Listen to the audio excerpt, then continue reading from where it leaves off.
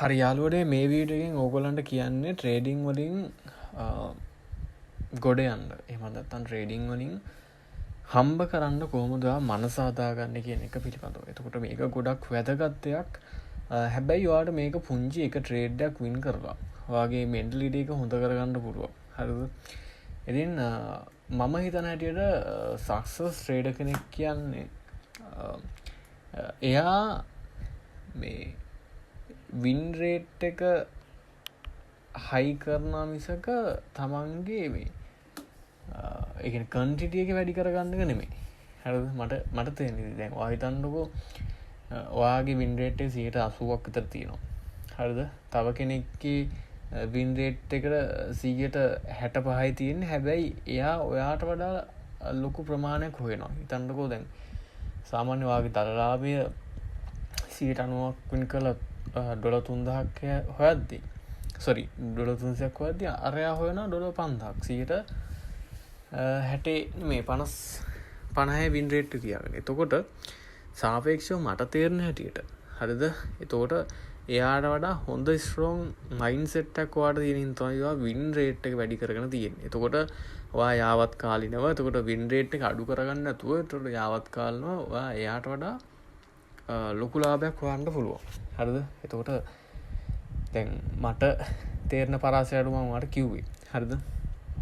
එතකොට ළමයි දැන් අපි හැම වෙලෙම මනස හදාගන්න නම් අපේ මේ වින් රේට් එක කියන එක වැඩි කරගන්න ඕනේ. හරිද? එතකොට වින් රේට් එක වැඩි කරත් තමයි අපි හෝමෝන් බූස්ට් වෙන්නේ. අපි හැපි හෝමෝන් බූස්ට් වෙලා අපිට ලොකු මෙන්ටල් ස්ට්‍රෝං එකක් ඇති වෙනවා. එතකොට ඔය මේ වින් රේට් එක වැඩි කරන්න පුළුවන් පළවෙනි දේ තමයි ඒ කියන්නේ ඔයා දවසේ ලාභය ඇචීව් කරොත් ආයෙ ට්‍රේඩ් දාන්න යන්න එපා. හරිද?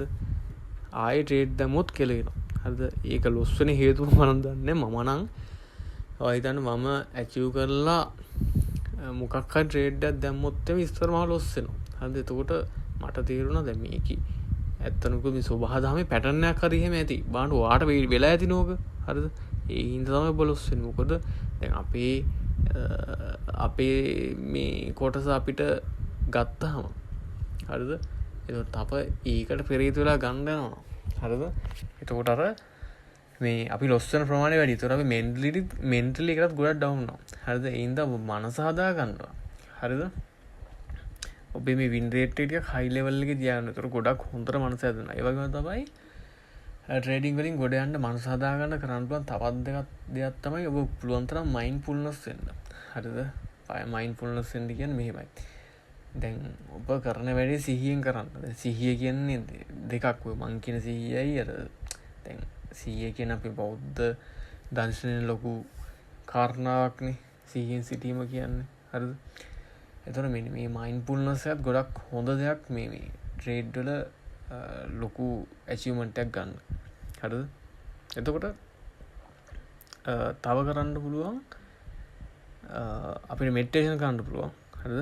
මෙඩිටේෂන් කරනවා ලොකුවටම මෙඩිටේෂන් කරලත් අපිට මේක ගොඩ දා ගන්න පුළුවන්. ඒ කියන්නේ මනස ගොඩ දා ගන්න පුළුවන්. ඒ කියන්නේ සාමාන්‍ය දවසට විනාඩි 10ක් විතර මෙඩිටේට් කරොත් එහෙම ඔයාලට ලොකු ෆෝකස් එකක් ගන්න පුළුවන්.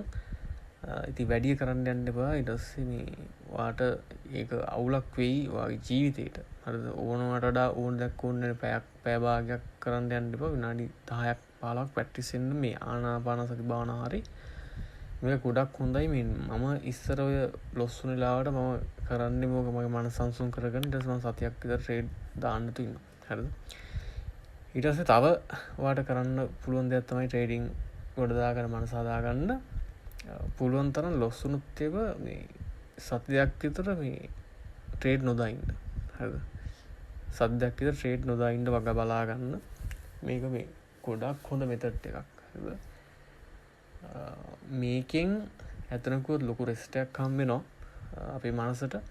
ඒ වගේම අපි අර හිටියට වඩා 10 ගුණයක් 15 ගුණයක් මොටිවේට් වෙලා තමයි මේ වැඩේ කරන්නේ. හරිද?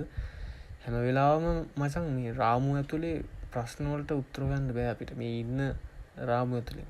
ඒකට පිට පැනලා තමයි ප්‍රශ්න වලට පිළිතුරු හොයන්න බෑ. ඒක මම කිව්වේ මෙඩිටේෂන් කරන්න, මයින්ඩ්ෆුල්නස් කරන්න කියලා. ඒ කියන්නේ මේකෙන් පිටනේ. හරිද? ඔයාට තියෙන ප්‍රශ්නයකට මෙන්න මේ දේවල් ට්‍රේඩින් ප්‍රශ්න මේ දේවල් දාගත්තුත් මිතනවා ලොකු දෙයක් කරන්න පුළුවන් අනිවාර්යයෙන් හරි එන පීලං විඩින් හමු ජය වේවා